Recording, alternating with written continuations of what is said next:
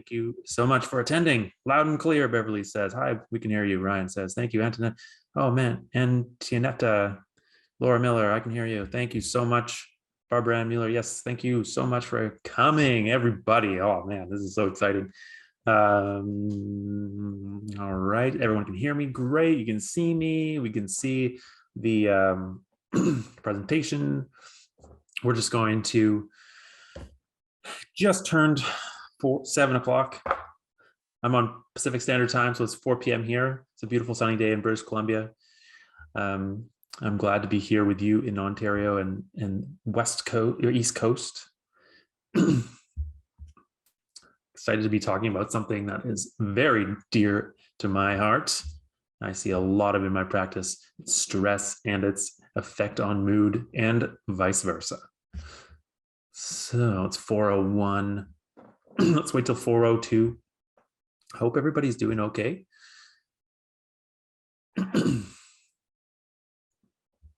We got some really great stuff to talk about tonight. And there's some really awesome things that we're going to be giving away. So I'm glad everyone attended.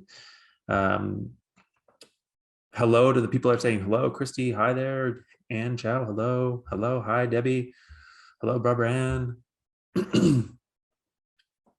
Thanks again for coming. Well, let's get this show on the road. Why not? And then when people come in late, they come in late. That's fine. And they can ask questions. If they miss something, that's cool. Thank you so much to CanPrev and Healthy Planet for sponsoring this event tonight. I'm really excited to be working with them and to be able to talk about something that is very prevalent in our society right now, and something that is that I treat often. Help a lot of people in this topic. I'm just going to close the chat box. All right. So if anyone has any questions, please don't write them in the chat box. Please write them in the Q&A box.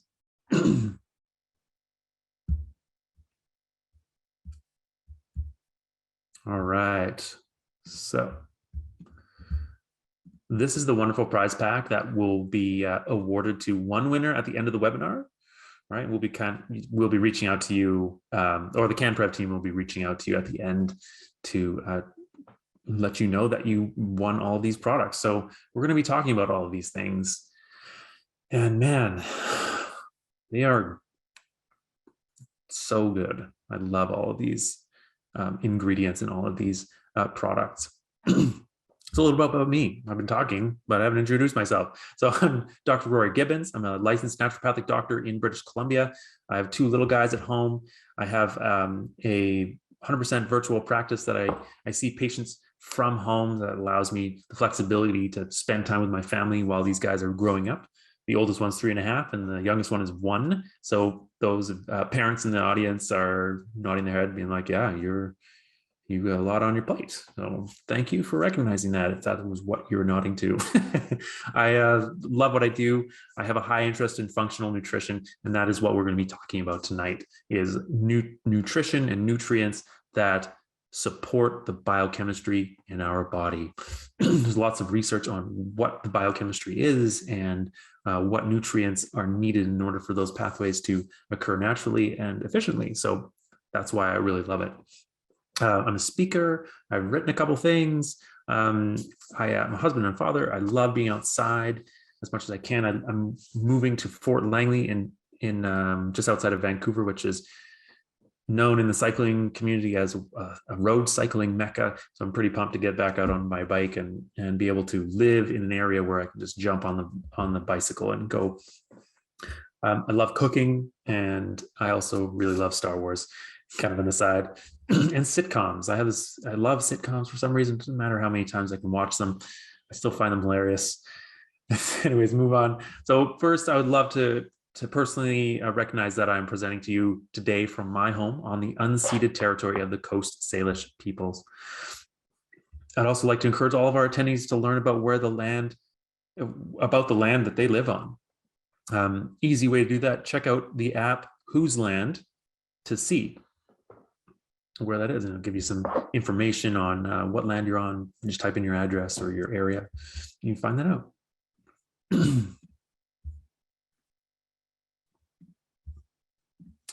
All right, let's just jump right in here. So let's talk about stress, and it's a hot topic.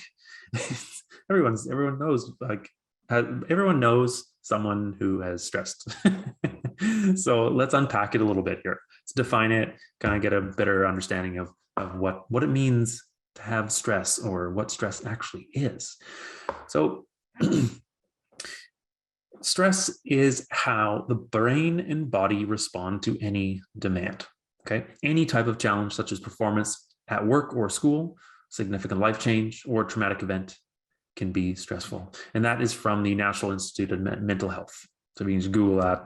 That's a great little package there. The one thing about that is that it kind of like, it perceives puts a negative connotation on stress. But let's unpack that a little bit. So stress puts us into a state of nervous functioning called sympathetic, or commonly known as fight or flight. So we are going to touch on this type of stress a little more coming up. So let's unpack stress into two sections here: eustress versus distress. And so those are opposites. All right. So stress gets a bad rap, but not all of it's bad. Not all of it is bad. So eustress is a stress that is positive, motivating, or enhances functioning.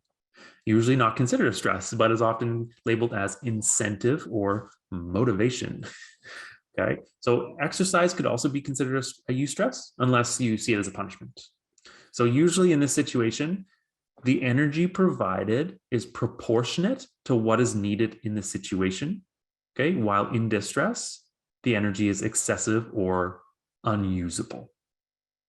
Okay, so in this situation, the energy provided is proportionate to what is needed in the situation, while in distress, the opposite, the energy is excessive or unusable. Okay? So distress on that matter. These are stresses that tend to stress people out. Tends to cause people to feel overwhelmed, anxious, and to experience physical and psychological symptoms like headaches, tension, insomnia, inattentiveness, or irritability. Okay, so anyone feel like this? Yeah. Yep, for sure. So to reiterate, in distress, the energy is excessive or unusable in the situation. I love that word, unusable. Just before we go on, I'm not going to answer questions right away. I see there's one question in there already. I'm going to answer questions at the end and address anything at the end. But please, feel free to drop questions in the Q&A. Macro stresses. Okay, macro stresses versus micro stresses. Toxic work environment is a macro stress. Okay, something that you're exposed to all the time. Toxic relationships, stressful commute. It's an ongoing thing that you know is coming and you have to go through it. Micro stresses. These are essentially tiny little assaults throughout our day. Okay, so example: someone not showing up on time, or the coffee pot not turning on when it usually is. A partner not doing something that you told them to do. Sometimes people consider this a macro stress. Getting stuck in traffic on your way home, something that usually doesn't happen, but it happened today. It's like a compounding assault throughout the day.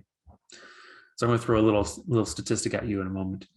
Boom. From fall to spring 2020, adults aged 25 to 64 screened positive for at least one disorder increased by 27%. And that's a relative risk.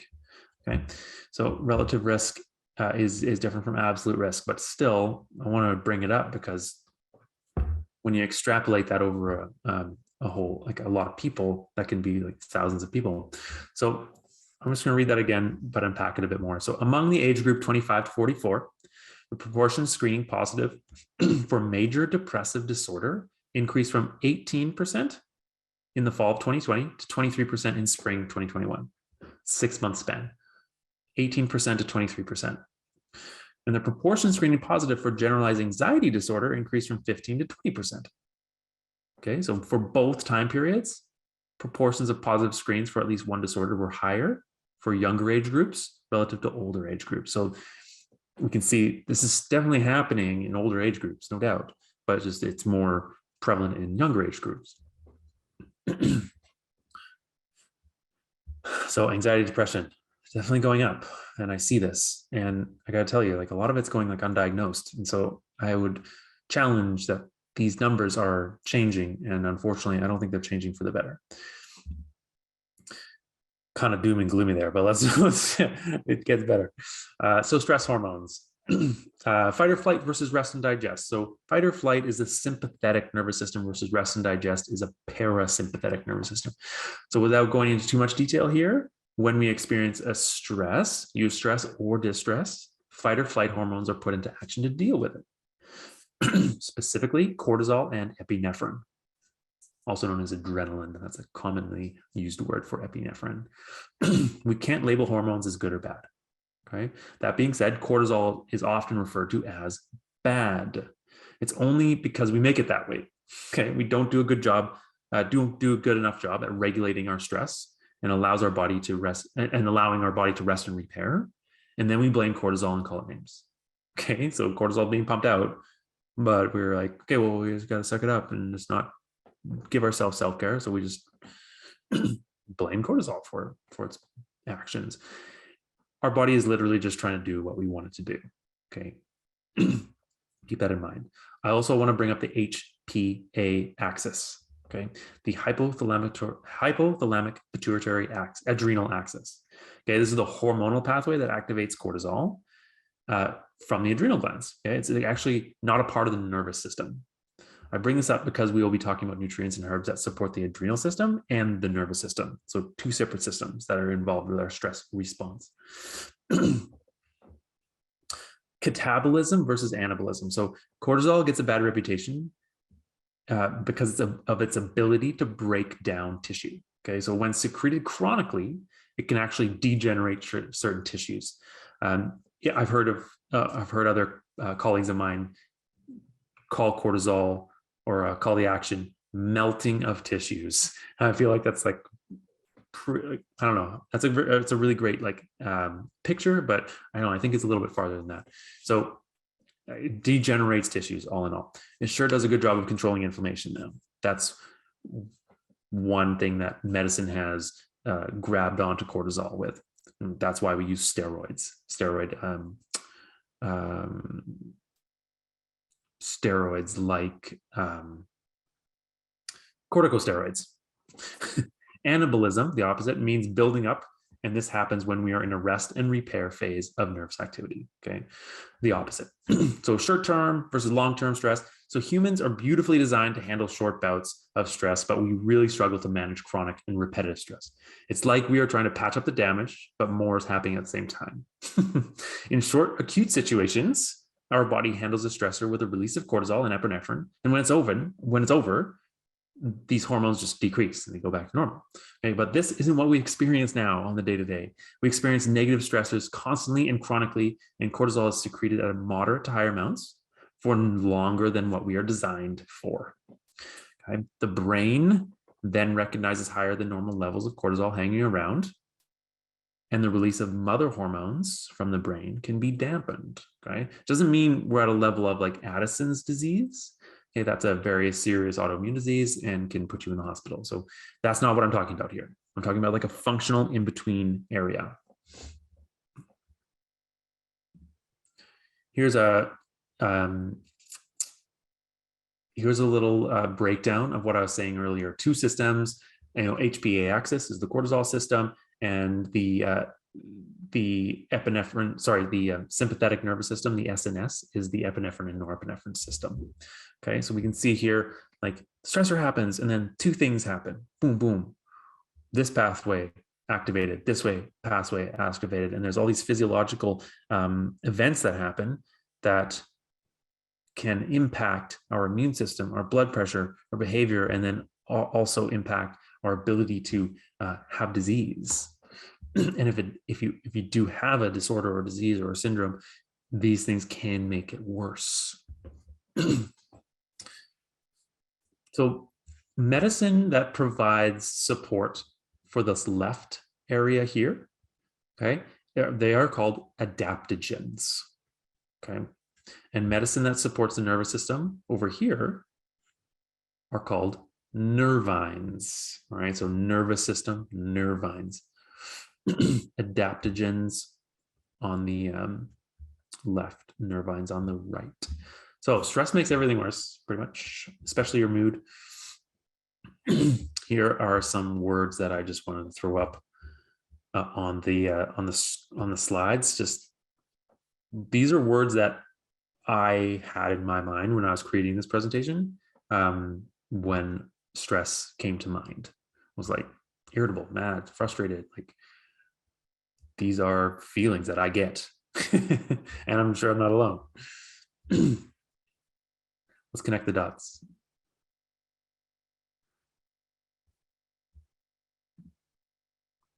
So in order to address the emotions that come from being chronically stressed, it's very helpful to understand where the issue is coming from. Okay, so you can see here, distress, boom. Exercise intolerance. So you can, add in here lack of motivation to exercise, or lack of motivation to exercise, or like low energy, and then that creates more fatigue, and that creates more depression. Like there's lots of cycles in here that happen. So stress can disturb your sleep, which makes you cranky, right? And then that can change your relationships, and it can change the way your outlook on life is, and it can, go down the route of anxiety and depression. It can deplete your nutrients. We're going to talk about that a little bit more specifically later. Things like, in particular, magnesium, melatonin, Bs, vitamin D, 5-HTP. Like these are all incredible ingredients that we need in order to support our stress pathways, but also our emotional hormones like oxytocin and GABA and serotonin.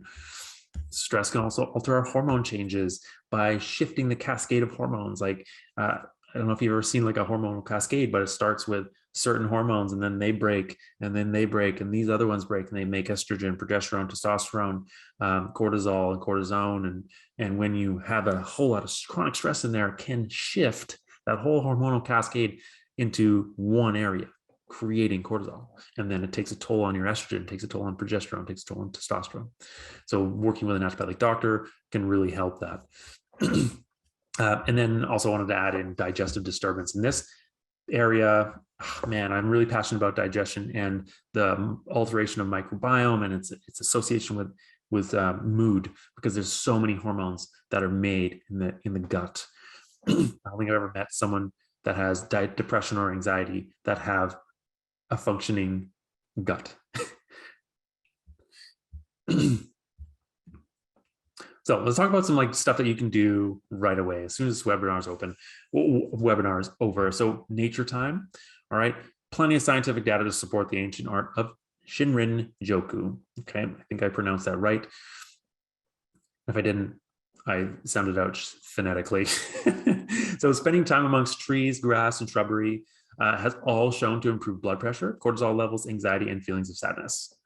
Walking outside in the trees amongst plants, like it's incredible. It's so simple for the general population. And I believe right now in Canada wide, medical doctors, naturopathic doctors can prescribe a park pass. I think it's like 1 or 2 a month, and then you write a prescription, and you take this prescription to the Parks Association, and you can get a park pass for the year, which is really cool for those people that need that. Breathing techniques. We activate something called the vagus nerve, not the VEGAS nerve, but the VAGUS nerve, vagus nerve, which automatically starts pulling us out of sympathetic state and putting us into parasympathetic state. Even like the simple action of focusing on your breath,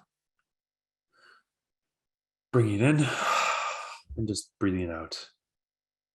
Just focuses your brain into a parasympathetic nervous state and gets the vagus nerve firing. Physical activity. Notice I didn't say go work out. Okay, so working out at a gym can be very daunting to many. If working out at a gym, if you're comfortable with that and you're comfortable going there and having a plan, do that. Okay, that's totally cool. If you're not, we can get outside and go for a walk. We can do squats at home. Okay, just moving is going to be so helpful. There's this thing called the 10-minute walk rule. Just do a 10-minute brisk walk, set your timer. Strength training. I love strength training. It's an excellent way to improve your stress levels. So if you want to take that up, highly recommend a good personal trainer to get you started. All right, just make sure you're doing proper movements and not doing anything that you're going to cause more injury to yourself if you have an injury. Digital data intake. Okay, there's an infinite scroll of information that spans from positive, uplifting content to very controversial and sometimes hateful messaging, especially in the comments section. It's sad. It's very easy to get caught up in the social media frenzy, especially now. I would make a very loose argument that it's getting better, but I don't have Instagram on my phone anymore, so maybe I'm not the right person to ask if that is improving or not. I've certainly been suggesting to my patients and friends and family to try to unfollow people on social media when they feel triggered in a negative way. Okay, in some cases, like just delete the apps off your phone, TikTok, Facebook, Instagram, whatever, anything that's triggering you. If you get off your app and you're like, I'm annoyed after that, it might be a sign to take that off of your phone. Just do it for a trial run, do it for a day and see what happens. Don't get me wrong, it's important to pay attention to certain updates in your area, but trying to limit the destructive noise is very helpful. I had a friend that described it as thought life. I thought that was really cool, a thought life. And what is going on in your thoughts, and like organizing them, and loosely organizing them, and seeing what's triggering you and what's being beneficial, what's not. Less screen time kind of ties in with the last thing that I was talking about, but not just talking about scrolling on social media, but talking about watching TV. Okay, this is an escape for people, but it's also not helping overall. Okay, it's taking away time in bed and rest, and probably taking away time from people. Okay, not to mention the blue light come from the constant screens, altering the cortisol and melatonin release that can mess up your sleep patterns as well and your ability to go to sleep. Melatonin gets you to sleep, and then GABA and magnesium keep you asleep later. Journaling doesn't have to be a stereotypical Instagram image of sitting down with a coffee and a plant while diffusing essential oils while there's no kids around. Okay, I know that's really not like, it's not ideal for everybody. So that would be lovely, but not always reasonable. It can be done in like 3 minutes. Okay, 3 things you're grateful for, 1 thing you're excited for today. And if you do it at nighttime, 1 thing you're proud of for the day. Okay? 3 things you're grateful for, 1 thing you're excited for. Just that act of shifting your focus to something that's positive, or something that you want to be positive in your day, can really make a difference in your life. And like just about 3 weeks ago, my wife and I sat down and we're like, we need to just change. We need to just shift our mindset a little bit to be more on a positive note. And we found ourselves going down this little rabbit hole of being negative. And yeah, we were going through a bit of a challenging season at that time, but we started shifting our attitudes to seeing little things like our toddler was having a hard time, and we go, instead of being like, oh, he's really stressing us out, be like, man, he's having a hard time right now, but it's not always like that, and let's help him through it. Like that mental shift was really helpful. Intentional thinking, or also known as meditation. You guys say intentional thinking because it sometimes gets a weird connotation. Different way of approaching meditation. So the simple act of thinking about a breath in versus a breath out automatically activates the vagus nerve. And as we learned earlier, this is the parasympathetic nervous system that we want to be in. Talking to a friend, okay? Reach out to someone who's open-minded and has proven to be a good listener in the past, okay? In the last 2 years, relationships have really suffered because of the lack of connection. And so now things are starting to open up. Like, let's connect again with people and, and start listening to each other. So if you're struggling to think of someone, there are always counselors that are trained listeners and can help you through some difficult times and emotions. I'm certainly one that has taken counselors up and talked to them, and it's really been helpful. Last thing, do something that brings you joy. Okay, it sounds super corny, but it's true. This doesn't mean do something that the internet says should bring you joy, but it's usually something that you did as a kid or a young adult. Personally, when it's nice out, shoot some hoops, play basketball. And the other thing for me, I actually really enjoy juggling. Kind of a funny little party trick, I guess you could say. Talk about some dietary stuff before we get into the products. Okay, so sugar, caffeine, comfort food, and hydration. So sugar, first thing. We crave sugar when things get tough, and it enters into our diet with a vengeance. Okay, when we inject sugar into our diet in a large amount, we alter our ability to deal with it. Okay, and this can create mood shifts. So 3 things come to mind. So we get a blood sugar crash, boom, which can come out in the form of lightheadedness, irritability, anger. Right? Second situation, we get an energy crash, and that looks like lack of energy and motivation, which then leads to less exercise, less outside time, et cetera, can spiral down. Okay, last thing, or third thing, people can sometimes feel jittery, anxious, and nervous. So this usually happens with the person who's dealing with some sort of anxiety, if it's diagnosed or undiagnosed. It's basically like kind of pushing our moods a little bit, away from our neutral. Here's some sugar solutions. Start decreasing the existing sugar in your diet. Okay, added sugar in the coffee, gone. Use some stevia. The hidden cookies in your cupboard, or the bag of candy in your car or office desk, just eat the rest of it. Don't buy it. Don't refill it. Okay. If you don't buy it, then you don't eat it. Don't go to the grocery store hungry. Okay. Don't go hungry to the grocery store. Eat something before you go. It will cause you to buy less junk food. Okay. Big fan of Smart Sweets over here. I'm not associated with Smart Sweets, but they have 92% less sugar, about 3 grams in a 50-gram bag. My go-tos are the peach rings. Caffeine. Okay, pretty simple. Caffeine, as we know, is a stimulant. Okay, so if you're someone who is more on the anxious side, this may push you a little further into anxious feelings. Okay, so caffeine solutions, start having half decaf or decaf in the afternoon if you're a coffee drinker. So you get the taste, you just don't get the buzz. Okay, or replace one of your coffees with green tea and then a herbal tea, further down the road, just kind of like decreasing the caffeine. Comfort food. I love comfort food, right? The first thing that comes to mind is burger and fries. A good one, by the way. The thing with comfort food is that usually it's super carb heavy, carbohydrate dominant. Other comfort foods that come to mind: macaroni and cheese, pasta with heavy cream sauce, cake, cinnamon buns. You get the picture. Super carby, right? I'm not saying don't have these things, but think about how you feel afterwards. Okay, most likely you are going to feel lethargic, heavy, full, bloated. Some people call that satisfied. I don't. Okay. I feel much better when I don't eat that, but it's so delicious. I don't think anyone has that meal and reports feelings of elation, energy, or an uplifting mood or motivation. Hydration. Okay. This one ties into energy quite tightly. So water has a major role in many chemical reactions in our body, especially in our energy producing pathways. Okay, being hydrated helps move digestion along. It helps the blood flush out metabolites from organs, lymphatics, and muscles. Just not enough time to talk about the importance of drinking water. So just take my word and just drink water, please. Drink a little bit more. Okay. A cup of coffee doesn't count as water. Well, I think that I recently read some research that this is actually not true anymore.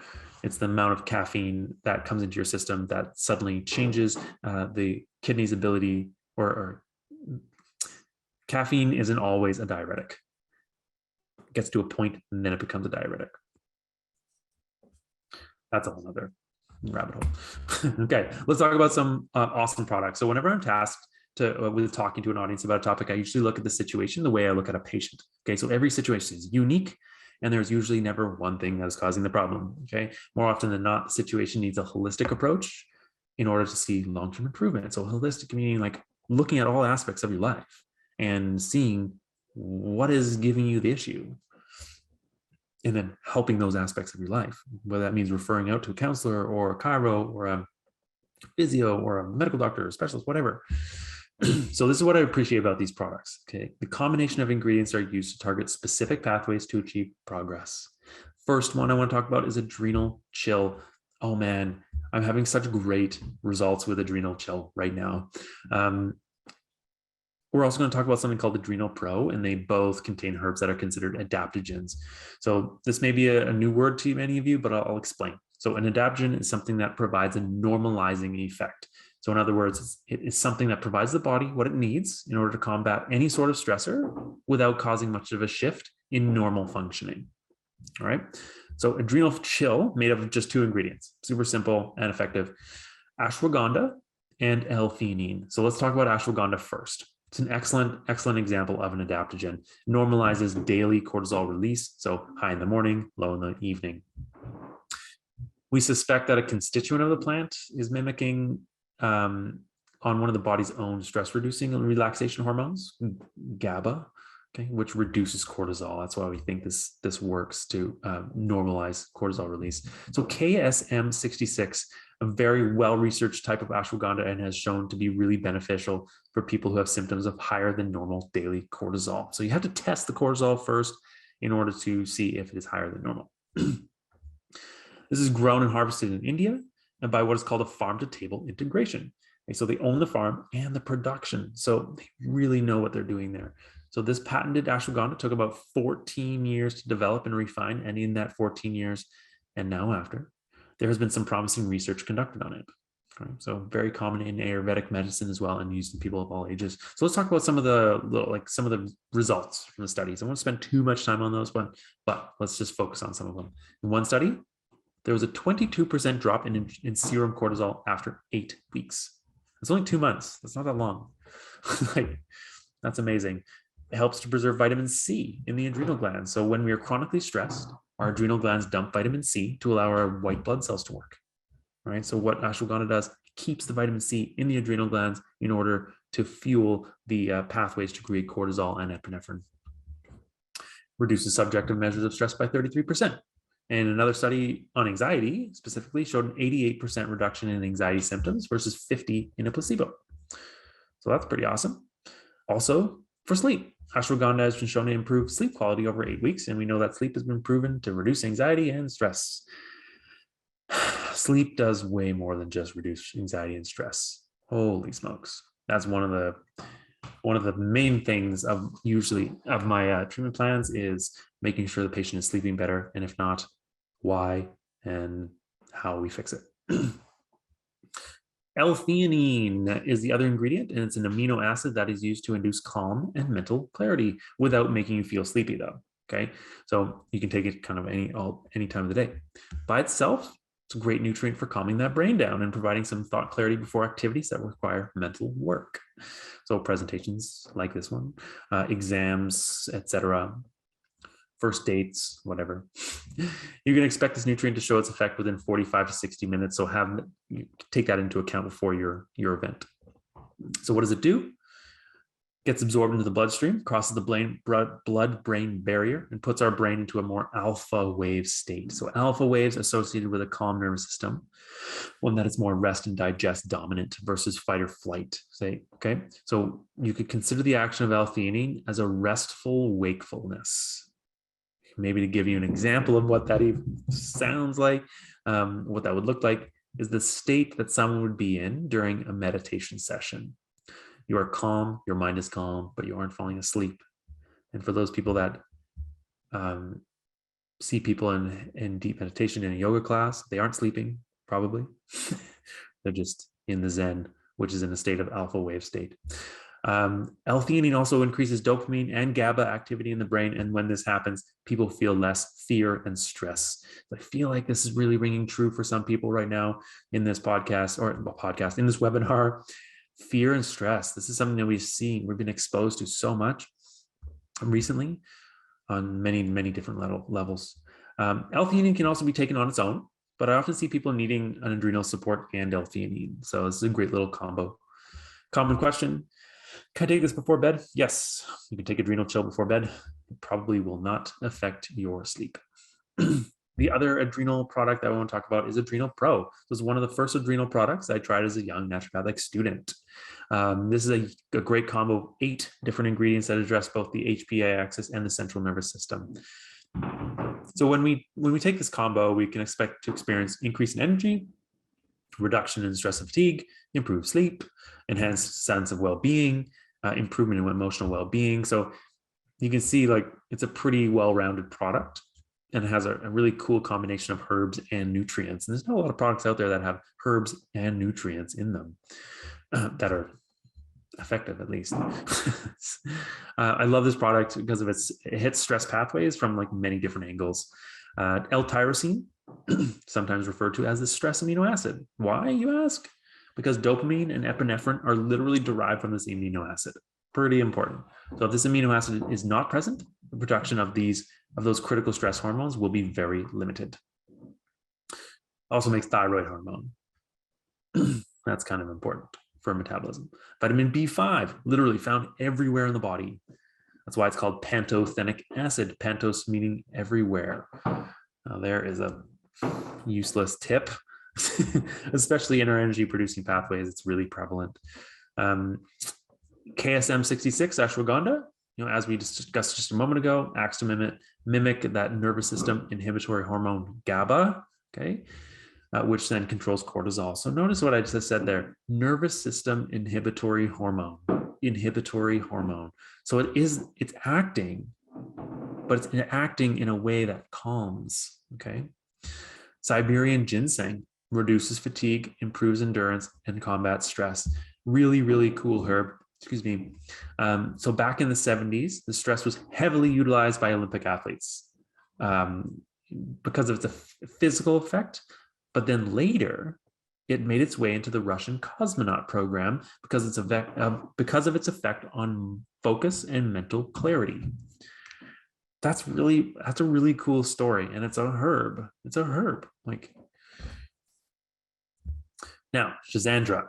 What a cool name that one is. Very cool herb, very cool name. Interestingly enough about Schizandra, if you eat the berry, it will contain all 5 flavors, which is really interesting to me because it correlates very well to the elements of traditional Chinese medicine. And because of this, it's considered a harmonizing tonic.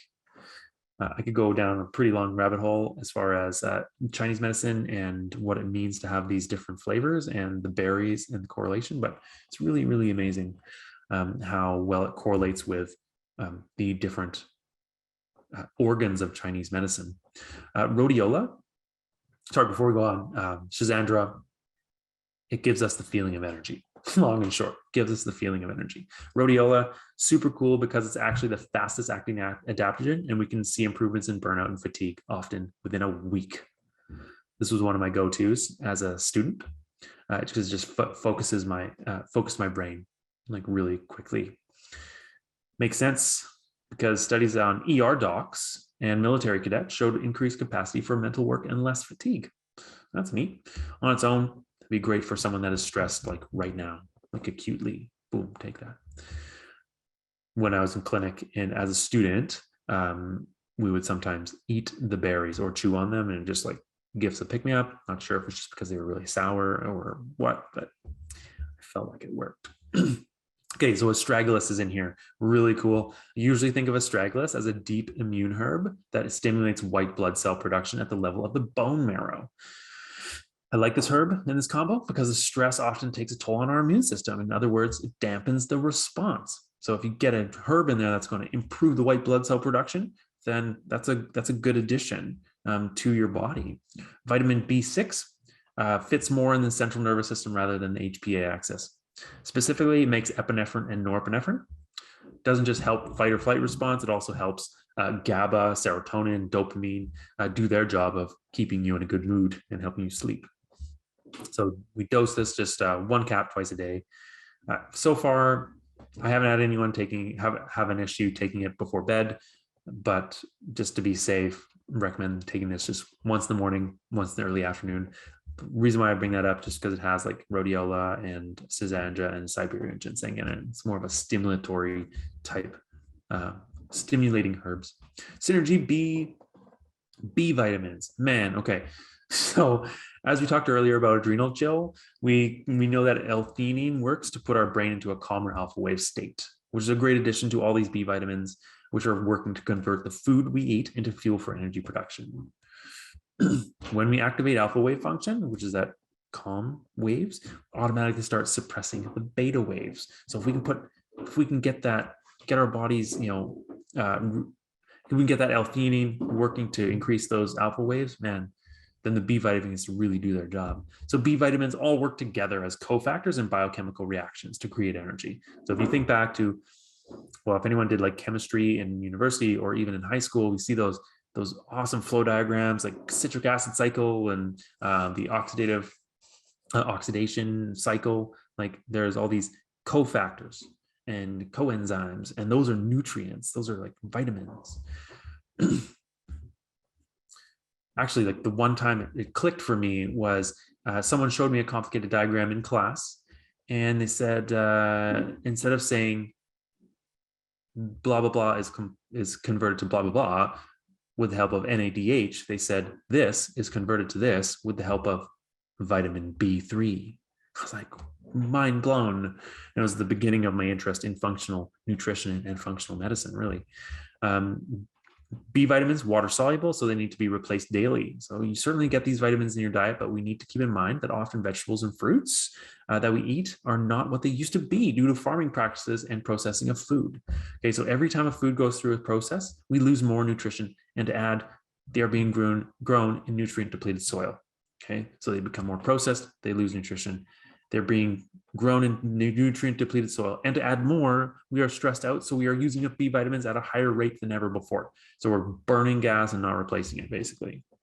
This is why I recommend B vitamins to basically everyone. And it's a huge reason why B complex and B vitamins are a common component of most nutrient IV infusions. So if you've ever had an intravenous infusion from a naturopathic doctor, there's definitely B's in there. So B vitamins, they all play different roles. Okay, so for instance, B3 has a big role in concentration and mood, among others. Some really incredible research with vitamin B3 and depression. B7, biotin, has a large role in fat metabolism, skin, hair, and health, skin and hair health. And B12, 9, and 6 all have a role in blood cell production, cardiovascular health as well. Yeah, take this with food, please. Most people get a little bit of stomach discomfort. Take it with food, get rid of it, get rid of that discomfort. And oh, you know what? Let's just add one more thing to this slide of B vitamins. And often a question comes like, well, you take a B vitamin and you have yellow pee, so you're just peeing vitamins out. So that's a really common misconception. And yeah, they're water soluble, but the interesting thing about the pee being yellow is that is actually a byproduct of riboflavin called flavin. And that means that B2, riboflavin, has been metabolized. It's been used. So you're not just peeing them out, you're using it and then peeing out the byproducts, the metabolites. Magnesium. Yeah, so I love speaking about magnesium because it's one of those minerals that is cheap, effective, hits a lot of angles for patients, and people generally see a difference usually quite quickly. The trick is, though, you need to be cognizant of what you're buying. So we'll talk about that. It's this very safe mineral to use with patients. We know that it has over 800 different roles, so it's like very prevalent in our body. So like I said, like not all magnesium supplements are created equal. Plenty of research to show what they all do. It doesn't mean that one is better than the other. It means one is better at the other than one is better than the other at doing something. Okay. So today we're going to be discussing a very well absorbed and utilized form called magnesium bisglycinate, also known as magnesium glycinate. It's the same. It's a question that usually comes up. So it's a smaller magnesium form that's absorbed into the bloodstream via the gut and acts in many different areas. In the body, about 65% of magnesium is in your bones and 30 to 40% is in your soft tissues. And only about 1% is in your blood. So it's hard to accurately test magnesium in the body because so little is found in the bloodstream. So you're like, whoa, but wait a minute, I did some blood work and magnesium was tested. Well, yes, magnesium is tested in the bloodstream. And if it's high, then there's an issue. Okay, so then we need to look a little bit deeper because it's not supposed to really be there. It's hard to measure magnesium just because it lives in cells. It's hard to test levels of magnesium in the body accurately. So comparing magnesium bisglycinate to magnesium oxide, common form found in magnesia, in milk of magnesia. Okay, magnesium oxide is milk of magnesia. We all know what that does. Okay, it draws water into the colon and then you have a bowel movement. So this type of magnesium is not very well absorbed, therefore it stays in the colon. Creates a gradient where water flows in, softens the stool, and then you have your poop. So magnesium, highly needed in our body. It works to help our heart rate rhythms keep steady. Okay, promotes proper relaxation of our muscles, including our heart. Helps metabolize blood sugar, ensures nerve fibers fire well, and can even help mitigate pain. Really interesting on the pain point. It works in the central nervous at a very specific receptor called the NMDA receptor, and it helps to dampen pain, promotes regulation of blood pressure, and activates vitamin D. And of course, relevant to today's topic, can help create cellular energy. So let's talk a little bit more specifically about magnesium here. Every single one of these symptoms that you see right here can come from chronic stress. I've seen it both in myself, but in most of my patients. So when I give them magnesium bisglycinate, they almost always have a reduction in at least one of these symptoms. And I think I'm speaking conservatively when I say that. I put money on it that most people here have experienced one or more of these symptoms in the last week. This is why almost all of my patients go on magnesium, and they usually go on this one, magnesium bisglycinate 200 gentle. Magnesium product delivers 200 milligrams of elemental magnesium. So there are two other straight magnesium products out there from CanPrev, but have a little less magnesium in them. So one 40 milligram dose and an 80 milligram dose. These ones are actually a little gentler on the gut and are more well tolerated in some people with sensitive stomachs, IBS, Crohn's, stomach acid issues, autoimmune disease. So just getting the right one can be tricky, and that's why we have naturopathic doctors to be able to kind of guide you. Great thing about magnesium is that it will go where it's needed. You can't overdose on it if you take it orally. Okay, the body has a checkpoint where it stops absorbing magnesium and it just gets excreted through the bowels. All in all, probably my favorite mineral, and I take it every day, usually at nighttime. At the moment, I'm taking the Cytomatrix liquid magnesium, 200 milligrams per tablespoon. I think it's 250 milligrams per tablespoon, actually. Tastes good too. So for those people that are having some more complicated sleep issues and the regular magnesium is not cutting it, then this beautiful calming magnesium combo will most likely help. It has two other things in it, GABA and melatonin. So two people come to mind that may need this product. So one, people who cannot fall asleep. Usually takes them about 2 hours longer than most other people. Okay. Number two, people for one reason or another are not following a usual circadian rhythm. So maybe someone who is trying to get past some jet lag, or someone who is a night shift worker. This is a go-to for my night shift workers, actually. So for those people that can't fall asleep, this will help, but we also need to address the reasons why you're not going to sleep. Is this a stress thing, or is this an emotional thing, where is a relationship thing? There's lots of questions that I can ask around that. So I mentioned briefly a moment ago that magnesium can help with sleep. So it actually plays a role in promoting deep and restorative sleep by maintaining levels of GABA in the brain, which promotes sleep. So the melatonin in this product is the fast-acting ingredient that will put your mind and body to sleep. It doesn't always help keep you asleep, but the GABA is there to help this happen. It's a really great combo. So GABA, as we talked about before, it's an inhibitory neurotransmitter. In other words, it's a molecule in the central nervous system that acts in a calming nature. So GABA enables the body and mind to relax and fall asleep and to continue sleeping through the night. Low GABA activity is actually linked to insomnia and disrupted sleep. So shocker, we need GABA in order to sleep. For those of you wondering what the TRAX system is, that right here, TRAX, magnesium bisglycinate, it just means the real amino acid chelate system. It's a patented technology that CanPrev uses to make their magnesium products.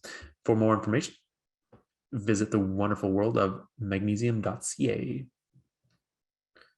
A really cool primer PDF document that gives you so much more information. Let's talk about good old vitamin D. Right, vitamin D, so underrated, but really, really important. So it's an important fat-soluble vitamin needed in so many systems. So specifically right now in our lives, I see vitamin D helping in two ways, two big ways at least: support of our immune system and support of our mood. Okay, so basically everyone can benefit from taking daily vitamin D, especially if you live in Canada. So get it tested if you are not sure. And of course, consult your doctor or naturopathic doctor if you feel like you need more than on the bottle. Okay, so the test you want is 25-OH vitamin D, also known as 25-hydroxy vitamin D. In BC, it's about $70 or something. CanPrev's D3, made in liquid and capsule form, and usually comes in about 1,000 IUs per cap or per drop. So let's just unpack the types of vitamin D's here. So D2 versus D3. So when sourcing out a supplement to take, very important to pay attention to the form of vitamin D. All right. So there are still some vitamin D2s out there. They're synthesized in plants, mushrooms, and yeast, and used typically in vitamin D fortified foods and some supplements. The problem with it, it's poorly utilized and poorly absorbed by our bodies. So get the D3. It's made by the body when sunshine hits the skin. It's readily absorbed when taken internally, and the body has to do very little in order to use it. So that's great. To help a little further in absorption, Camprov has encapsulated the vitamin D in organic coconut oil, which is stable and enhances absorption of fat-soluble vitamins. Most D3 supplements are made from lanolin. So if you're a vegan, then you may want to not source a different D3 product. So lanolin comes from sheep's wool. There are some lichen-derived D3s, but the potency is not as high. Vitamin D deficiency, common denominator amongst people with depression. Clinically, see this often as we enter the fall and winter months. So we're all like, I'm always thinking about that preemptive vitamin D strike. So people will have a concern about seasonal affective disorder as well when they bring up vitamin D. So we got to remember, though, that depression is a multifaceted situation, and vitamin D3 isn't always a silver bullet. Okay, so that being said, if it doesn't help a ton with your mood, which I think it will, especially if you're deficient, then it's certainly helping in a different way. So D3 can come by itself, but also can be purchased in combination with vitamin K2. K2 is a great addition because it helps with bone density and dental health. So basically it takes the calcium in the blood, redirects it from depositing in the kidneys and arteries, and sends it to the bones and teeth. This is a nice little addition. So last product we're going to talk about today is Healthy Mood. We're just coming up on 52 minutes here. So we're just going to talk about this one and then we'll answer some questions. So Healthy Mood, super cool. It has this thing called saffron in it, along with a bunch of other stuff. So what a cool and beautiful ingredient in this product. Like you can see the colors in this plant, in the stigmas. It's incredible. So who's this going to be for? People who have low mood and or feelings of nervousness can benefit from taking this. It aims to bring you back to neutral. Okay. Saffron, certainly the main ingredient in this product, but the other ingredients work to have a harmonizing effect on mood via a few different pathways. First, let's talk about saffron. So saffron we use is top-notch. It's grown in Iran and processed in France. That part that is used is called the stigma, and it's the red parts here. So in the world of saffron grading, which I didn't know existed until I learned about this product, the one that's used in this product is the highest grade, called Sargol grade saffron. It's extremely rich in active metabolites, and we know that when it's used together, they are more effective than when used in isolation. All right. So saffron grown in Iran has the richest stigmas compared to other saffrons grown in other areas of the world. The history of use of this herb dates back 3,000 years as a food colorant and additive, but also traditionally in Persian and Indian Ayurveda for its calming, hypnotic, and antidepressant anxiety properties. I love it. Love it. Used traditionally and supported by modern trials, the attention that saffron gets is in people that have mild to moderate depression. All right. Clinical trials have shown that saffron has been shown to be as effective as some leading pharmaceuticals in its class, namely imipramine and fluoxetine for mild depression. Okay, so noticeable results happen after 1 week, but main results happen around 6 weeks of taking Healthy Mood.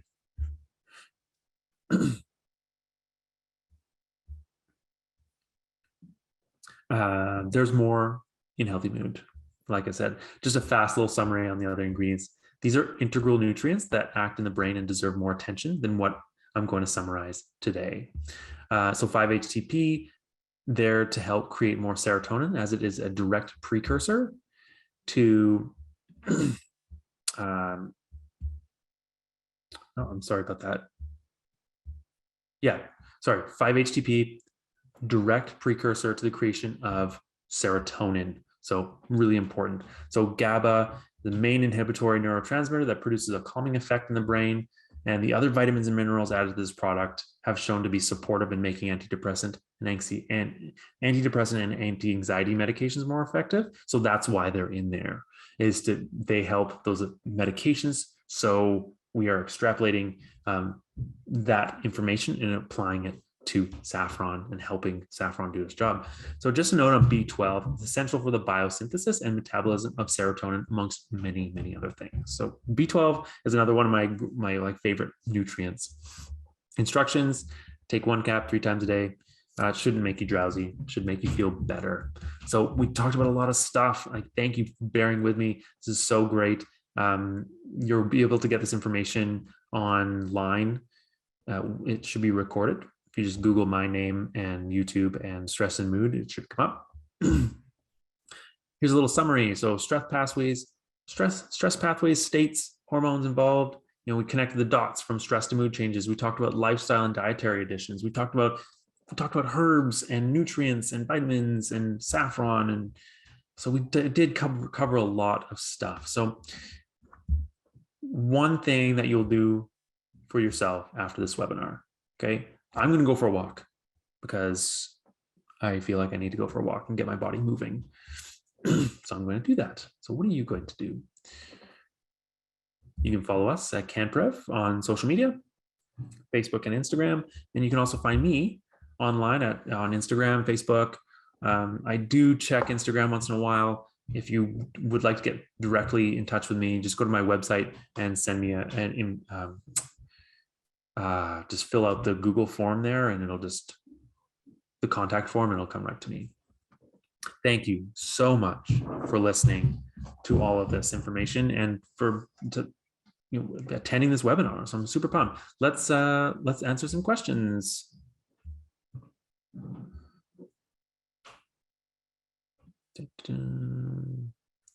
All right.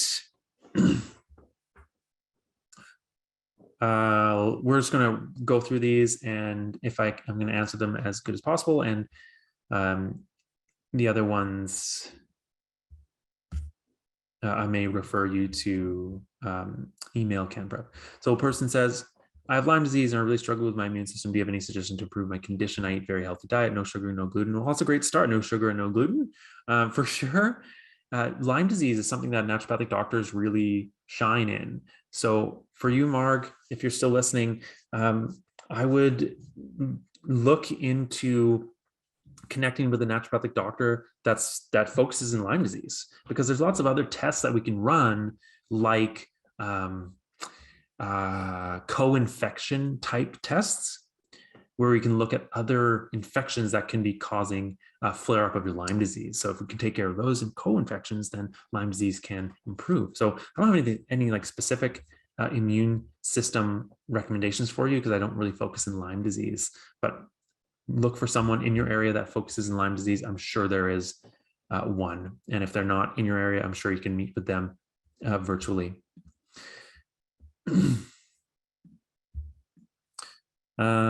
Someone else asked, do women in menopause process stress hormones differently? Yes, absolutely. There's definitely a shift in hormones. Absolutely there. I don't really deal with menopause in my practice, but a lot of naturopathic doctors do. So please connect with one of them. Do you recommend taking supplements for adrenal support if you have Addison's? Depends. I mean, it depends on how, where you are in your disease course with Addison's, and if you're being supported by pharmaceuticals or not.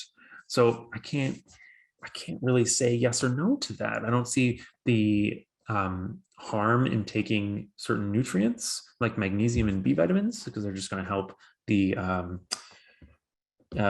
tissue make the hormones, that the existing tissue make the hormones.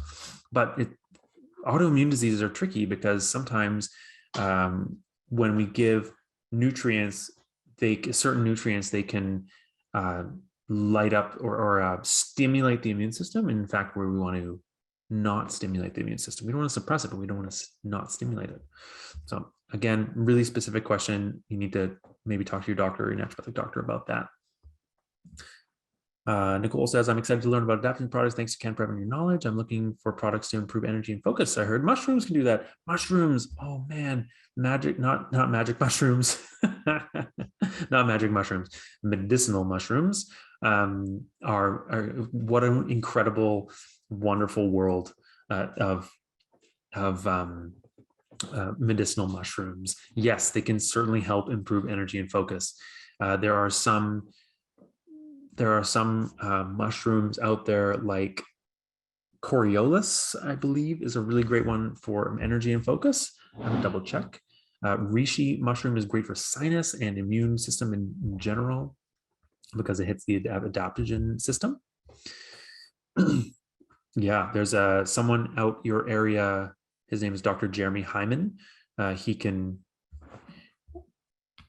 think he has a lot of information in that area. I'll type that name in.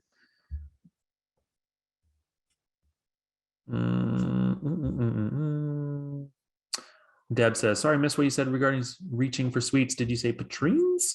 I don't know what a Patrine is, but what I did say was smart sweets. I find them really tasty and they're really low in sugar.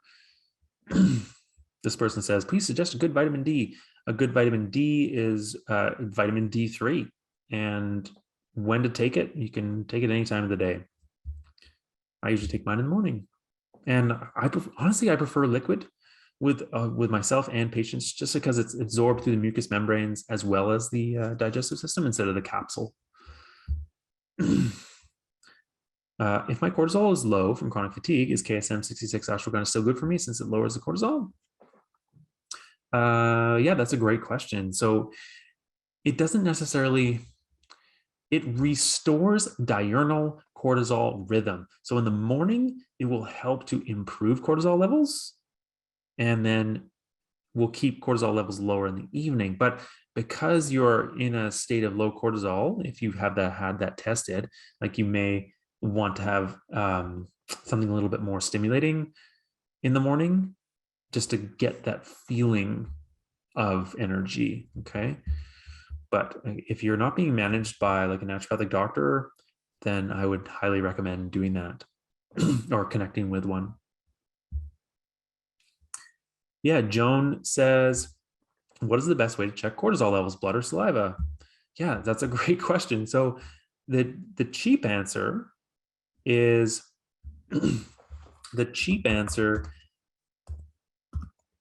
AM cortisol in your serum. And the more expensive way is to look at a 4-point cortisol via your saliva, and you can get that ordered through a naturopathic doctor. But I can't say I don't know how big of a difference in accuracy there is. Okay, so I think with the saliva test, I think there's a little bit more variability in your results. Your GP will do a blood test though.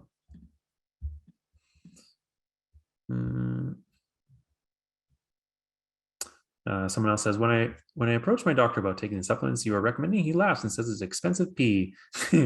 Is there evidence supporting what you're saying, why he is not encouraging these items? Thank you. Great presentation. Thank you for the positive feedback. Yeah, so this is a common thing that I hear. It's not expensive pee. I don't think it's expensive pee. I did make a comment earlier about peeing out yellow vitamins, and that's not how metabolism works. So the yellow that you're peeing out is the metabolite from one of the B vitamins that you're eating. The other thing is that is wrong with the statement here is that it's expensive pee. The ingredients the other ingredients, the herbal ingredients, there is research that supports effectiveness. There is, it's there. You just have to look for it. And so the thing with some practitioners don't have the time to look at evolving research in alternative medicine. And so they go with what they know, and maybe that what they know was true like 15 years ago, but it's not anymore. Can you take the supplement while taking any anxiety antidepressant medication? Depends on which one you're referring to, Vanessa, but sometimes these supplements cannot be taken with antidepressant and anti-anxiety medications because they will compound. So please, if you are taking some sort of mood medication, please check with your doctor before taking anything else. Okay, this presentation is for education only. Do we take it with a meal? Are there any foods that interact with it? I'm not sure what it is, but the only one that I mentioned take with a meal is the B vitamin. Sometimes magnesium gives people a little bit I feel like it's not, I feel like magnesium sometimes gives people digestive concerns. Joan says, I've been taking Adrenal Pro for years, feel it's not helping anxiety. Should I be trying something else? Yeah, I mean, if it's not helping anymore, we need to shake it up. You may need something that's a little bit more calming. So Adrenal Pro, like what I said there, there's 3 herbs in there that are more stimulating, the Schizandra, Rhodiola, and the Siberian Ginseng. So maybe switching to something else that's a little bit more calming in nature, like that L-theanine would be a good, might be a good option for you.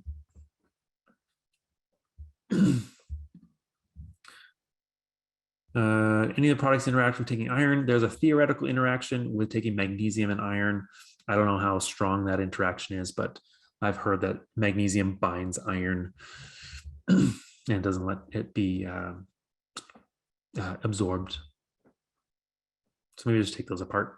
That's what I usually recommend to my patients. Grant says, Adrenal Chill said on the bottle, women. Is there one for men too, or is that product designed for women? Yeah, that's a good question.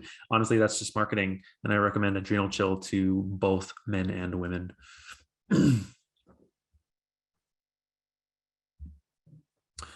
Please comment on Hashimoto's and ashwagandha. I cannot directly comment on Hashimoto's and ashwagandha, but what I can imagine is that ashwagandha will mitigate stress or help control stress, and stress, we know, can flare Hashimoto's up.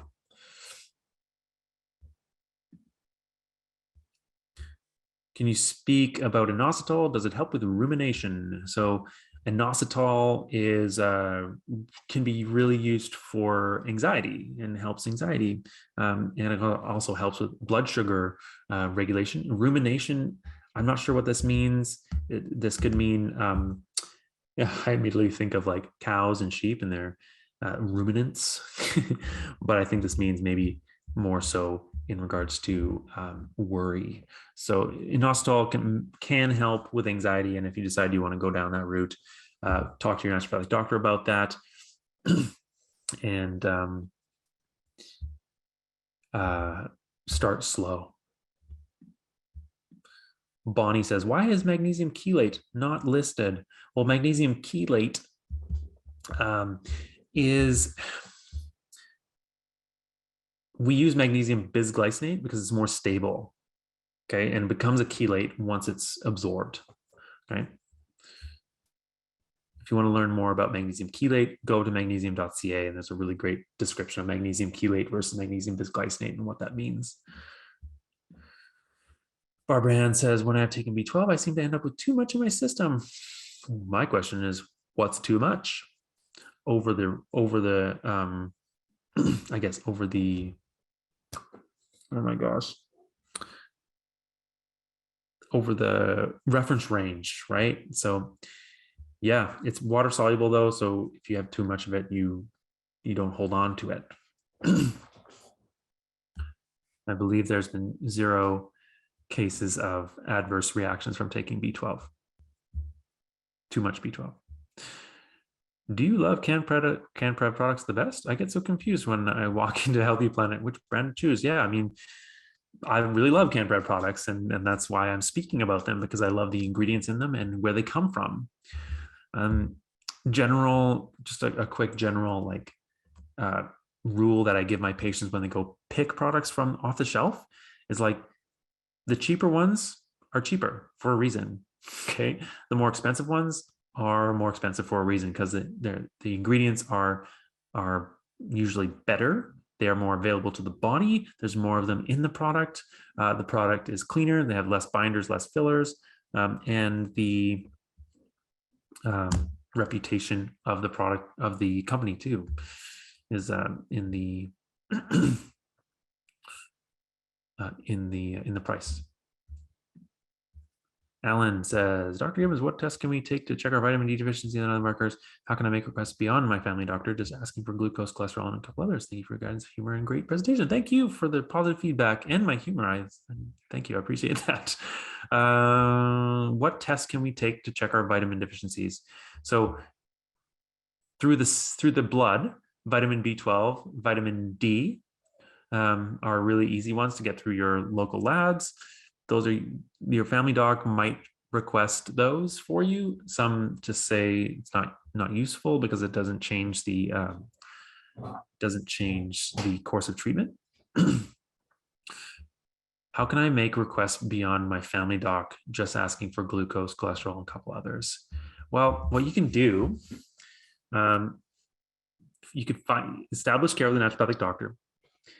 Go to your family doctor, say, hey, I'm interested in getting like as much blood work done as I can, just for preventative measures. And then take that requisition, go to your naturopathic doctor and say, hey, like, what other things can we run? And then you pay for them privately. That's a way of kind of helping to, helping to lessen the impact on your wallet when it comes to lab work. And if you want to go even further, there are definitely some other blood tests and saliva tests and urine tests that you can do to see where hormones sit and where nutrient levels sit with you. And those can be, you can spend as much as you want on those tests. I can tell you that. If that didn't answer your question, just message me separately or email me. Another one for men that I love to recommend is bioavailable testosterone. This person says, I am hypertensive. Do not take medication. Are all these products safe? Which is best to reduce high blood pressure? Magnesium. You need to see someone and not take recommendations from me tonight. Okay. So magnesium has been shown to be helpful in lowering blood pressure. However, you did not specify how high your blood pressure is, how long it has been going on for. If you're a cardiovascular risk, I need you to go see someone before you start taking anything that I've recommended tonight. I appreciate the question though, because we can do a lot for hypertension just with diet and exercise and a few different supplements, but it depends on like where you are on the hypertensive scale. Okay. What is the most effective supplement to take to improve cellular energy, ATP? So the most effective supplement. So there are so many mitochondrial supplements out there because that's where ATP is produced. And so I can't say one supplement, but some ingredients that have been shown to improve cellular energy production, CoQ10, magnesium, ATP itself, or ADP, creatine as well. There's a few, there's another product called, it's a vitamin, NAD. I don't remember what the product name is, but NAD is a form of vitamin B3. All right, I see a bunch more questions here. I'm going to try to get through them all, but I apologize if I can't. And if I don't answer your question, please just email CanPrev. Should you take D3 all year round? In my opinion, yeah. Depends on how much though, right? Depends on your level of vitamin D3 is in your blood, and then you can make a call on how much to take. Wow, I learned so much. So many great products to try. Thank you, Nicole. No question there, so that's cool.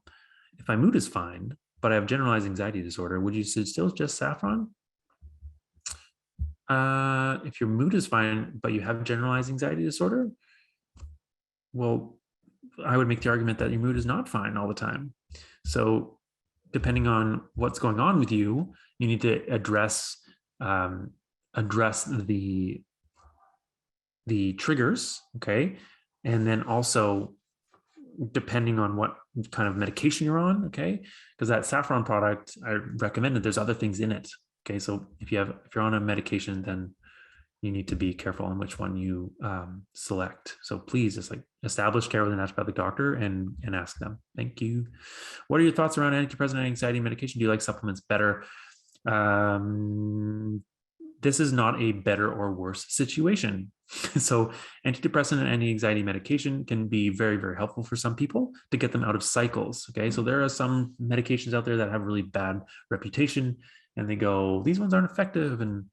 But there are some antidepressant medications that are very effective.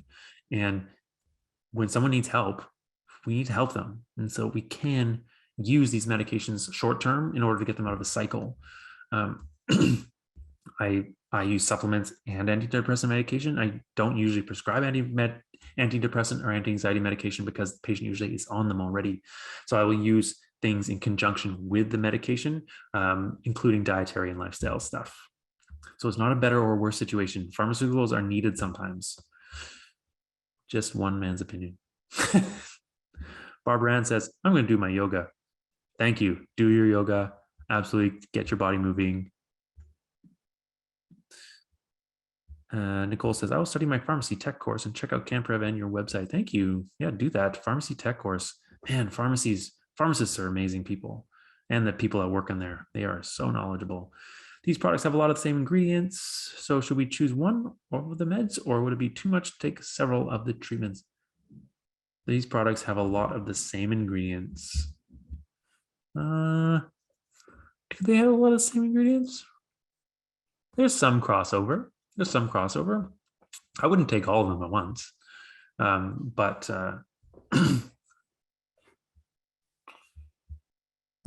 no, I can't answer that one very well, Terry. Unfortunately, you need to take the ones that would be best served for you.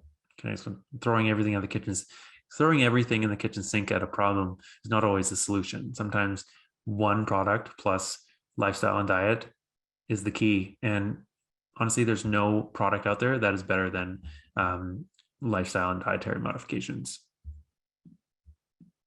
If you find out what that is, please let me know. We can go in together and create it. Gail says, Dr. Gibbons, my 26-year-old son is having sensations in the trunk of his body like muscle spasms. 3 doctors have tested him for COVID and other infections. Nothing found. Could he have stress internally? Maybe. Man, I hope he gets better soon. I don't know what, like stress internally. Yeah, maybe. There could be some co-infections going on. I'm not sure. That's a hard one. Lots of differential diagnoses are going off in my mind there. I wish you good luck, Gail. Debbie says, can magnesium or melatonin work the opposite and keep you awake after taking them for some time? Magnesium, no. Melatonin, some people can have adverse reactions to melatonin where they feel like groggy when they wake up, or they feel like their mind is kind of lit up, but very, very infrequently.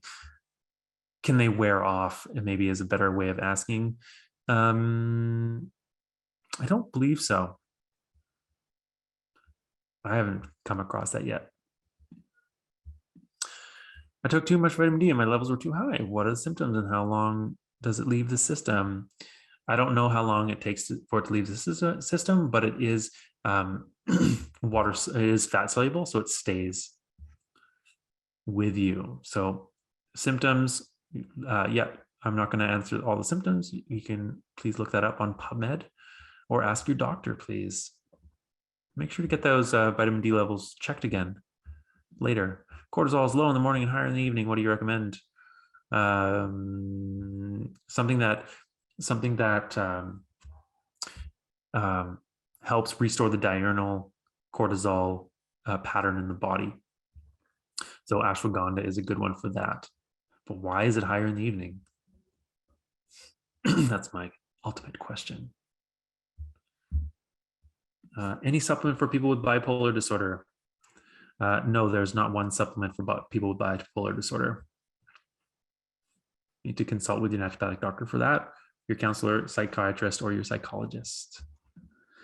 Barbara says, I have fibromyalgia, osteoporosis, and osteoarthritis. Is there anything you would recommend? Strength training. It's the first thing that comes to my mind, and it's probably more effective than any other supplement or product out there. Get a good physical trainer that can help you and keep you accountable. Osteoporosis, osteoarthritis. Research has shown that vitamin D3 and K2 has been great for osteoporosis, actually for prevention of osteoporosis. However, there are some other ingredients that can help with rebuilding bone. Things like strontium is one. Movement is top of my list for you, Barbara. Gloria, I'm perimenopausal, experiencing anxiety, depression. What is recommended for overall mood improvement? Hormone stabilizing things that you need to talk to your doctor, your naturopathic doctor about. Is adrenal chill okay for your liver? Yeah, if your liver's okay. I always get patients' liver enzymes checked before giving anything to them, just because if they can't process anything, then there's going to be a problem. So get some blood work done. Check out your ALT, AST, and ALP, but your doctor will know which ones to run there, and GGT. Good luck, Debbie. Nicole says, thanks. You are welcome, Nicole. Good luck with your pharmaceutical tech. Kanisha, what do you recommend for stomach management after H. pylori treatment? I've noticed a continued disruption in stomach acid sleep. I'm sorry, that's too complicated of a question. You need to see someone to specifically ask about that. Beverly says, can we get ashwagandha gummies in Canada? No idea. That is a good idea. Maybe that's your calling. Which is the best supplement you mentioned? Which one better for 5 minutes? You need to talk to someone that is more specific, because fibromyalgia is not a supplement game. It's a biopsychosocial issue, and there's way more factors at play than just supplements that can help. Stacy says, you have suggested many products. Is healthy mood good for an overall wellness where magnesium, D, and B are more specific responses? I talked about those ingredients because they do different things, but also help with mood. So it depends on what other things are going on. So if like mood is your main concern, then yeah, I would recommend to a patient healthy mood. But if it's not, if there's other things going on, like there's your chronic infections, or you have muscle tension, or you have pain, like be adding in magnesium, vitamin D, and vitamin B, like in different ways. All right, I'm gonna answer questions for another 1 minute here. Okay, Miriam says, does stress increase C-reactive protein in the body, and what supplements can help? Sometimes it can increase C-reactive protein, but why is C-reactive protein high? Right? There's other reasons why CRP is high, not just stress induced. So stress can increase CRP from ulcerative colitis or Crohn's, right? You need to talk to your doctor about that one specifically, please. Beverly, when is the best time to take vitamins? Depends on which vitamin it is. I'm not going to go into the list of that. They're usually on the bottle. Can you chat about inositol and rumination? Nope, did that one already. Talked about that one. Thanks. I take 5,000 IUs of vitamin D daily. How much K2 do I need? Do you need 5,000 IUs per day? Just make sure that you need 5,000 IUs per day. How much K2? I don't know the ratio. I'm sorry. Maybe email Camprev. social@camprev.ca would be best.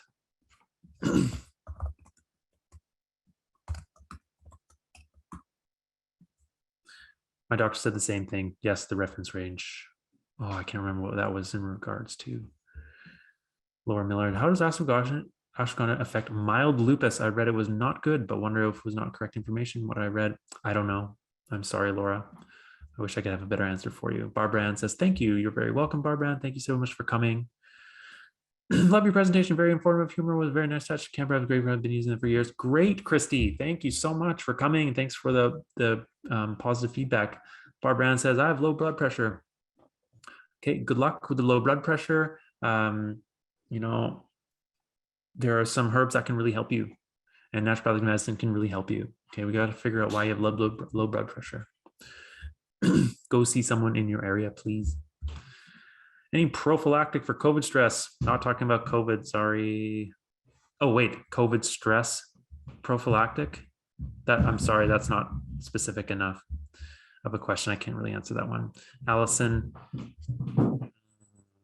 says, what is the latest recommendation time before bed? Should we take our vitamin Bs? Take them in the morning. Thanks for this information. You're very welcome, Beverly. Good luck. I am the woman asked about borderline hypertension, 150/90. Yeah, see someone about that, please. I can't give you any specific information via a webinar about blood pressure around that area. So please see your naturopathic doctor or your medical doctor, please. Barbara, and I put that in when you said you were going for a walk. Oh, got it.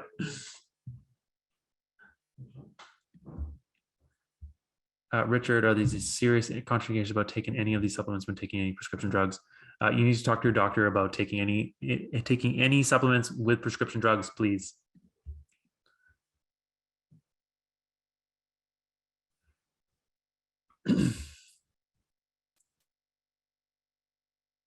Sorry, Laura, I don't know what you mean there. Anonymous says, I was prescribed rescue remedy and oat drops, but didn't see a change. This was homeopath versus naturopath. That's not a question, but good luck with your quest. Barbara Ann says, thank you. You're very welcome. Denisha, how long should we take ashwagandha for stress relief?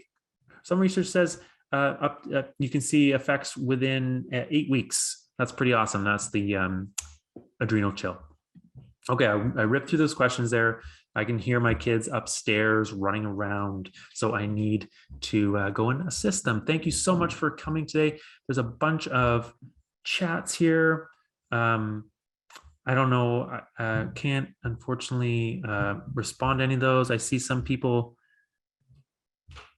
just talking about stuff in there, but I don't have, I'm sorry, I'm not going to go into their questions. We're supposed to be in the Q&A box tonight.